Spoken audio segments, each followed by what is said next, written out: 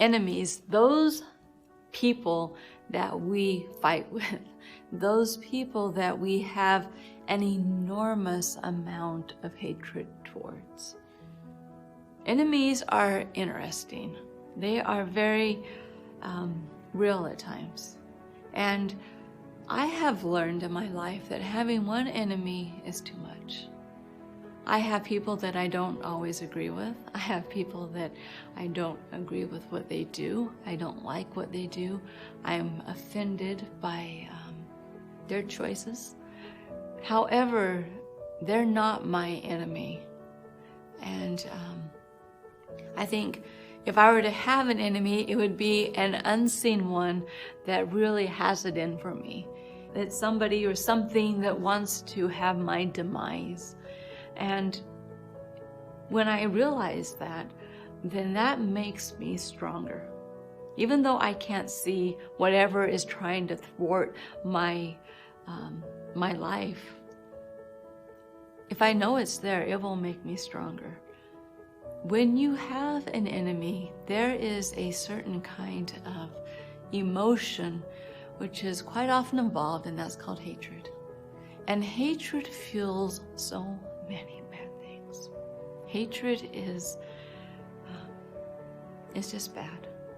It makes us do things which we will most likely regret in the future.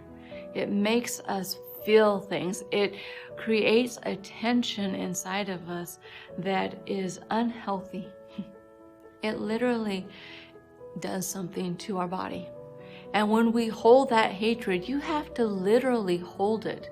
Think about it. If you're not being angry or hateful to somebody, what happens? Well, it's kind of not there. It really isn't. Unless that thing comes back and all of a sudden you remember. My goodness, if you could learn to not have enemies. And I'm not telling you to not stand for what you believe in. I'm not telling you to not stand for your core values, to not be offended when something happens which is immoral or not right. But hating those who do it only hurts you. It only does something to you. Your enemies will continue to be there, and they don't care whether or not you feel it or you do or you don't. They just don't care. There is an interesting insight from a gentleman who lived a long time ago. And I've wondered how he knows these things. Sometimes we go through life and we gain certain tidbits and knowledge because of experiences we've gone through, because of relationships that have happened, because of what we have seen, what we have tasted. And this guy's name is Oscar Wilde. And he says, always forgive your enemies. Nothing annoys them so much.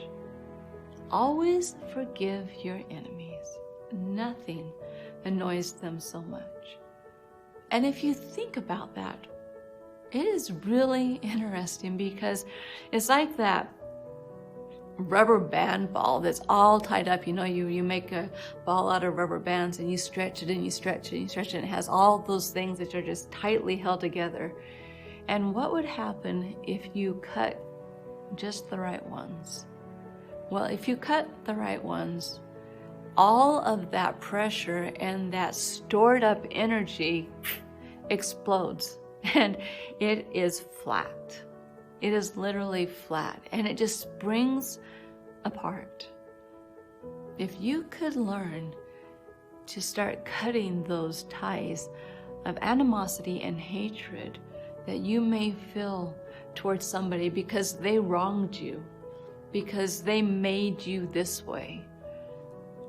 Whoever wronged you and whoever made you this way, that is not exactly the whole truth. Yes, you may have had things that impact you, that have formed you, but how you are is up to you. Genetically, how we are, things that may have happened to us to make us the way we are, people that we don't like because, well, it's their fault I'm this way. that is only true until you stop and you realize, wait a minute, I have the ability to change it. It's going to be hard. Some things may be really hard to work through, but I have the ability to own my life. And as soon as you start owning your life and stop blaming and having resentment and anger towards things that happened to you that you couldn't control at the time, you are going to start living. You are going to start living. Because you will see, wait, this is my life. And just because I may be predisposed to this thing doesn't mean that I can't overcome it. And as soon as you start realizing that, then the feeling of I really hate that person because of what they did goes away. It literally goes away. And when you confront your enemies with, you know what? Wow. You know, I really forgive you. And I don't say it so it will make you better. I don't say it so it will change you. I say it because it's going to change me. And I need this. And I need to forgive. Because I realize that it is killing me inside. It is destroying little pieces, little specks of my happiness. And please hear me out. And whether or not it does anything for that person, that's up to them. But what it will do for you is amazing. It is amazing. And you will find some of that stress that you've been carrying will go away. And it takes practice to really, really forgive. Sometimes when we hold some of those feelings so tightly, especially all of our lives, it takes one finger at a time to finally open up and let it all go. However, if you take that first step, that is the step which will empower you to take all those others, to really layer upon layer deal with it. So find those enemies you have inside and look at them, deal with them, and begin to heal and forgive them.